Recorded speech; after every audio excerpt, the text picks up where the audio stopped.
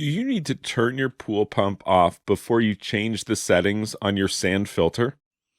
And the answer is yes, you're actually supposed to do that. And maybe you've been doing it a different way all your life and it's always been fine, but genuinely you're not supposed to do that. It can be bad for the pump. It can actually create a dangerous situation of a potential deadhead.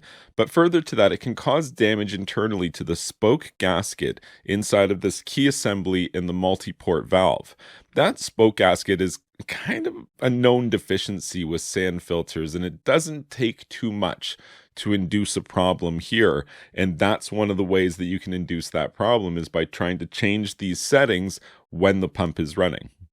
But I'm bringing this up because I noticed it's something I didn't notice working in the field, but holding this filter head in my hand, I noticed it's even embossed right on the plastic. I don't know if we're going to be able to get it to focus in that close. We'll give her a shot there. I'll come way in. Probably too close. Anything? Can you read that? If you can't read that, I'll read that for you right now.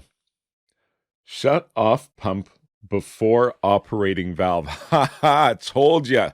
Okay. This is not an I told you so situation. This is just a safety situation and just a matter of good principle and good habit when you're working in and around swimming pool equipment.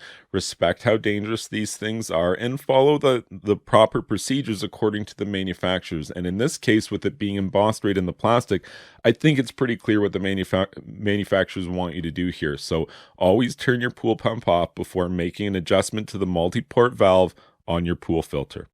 If you found this information helpful, please be sure to like this video and subscribe to my YouTube channel. And you can check out my website, swimmingpoolsteve.com.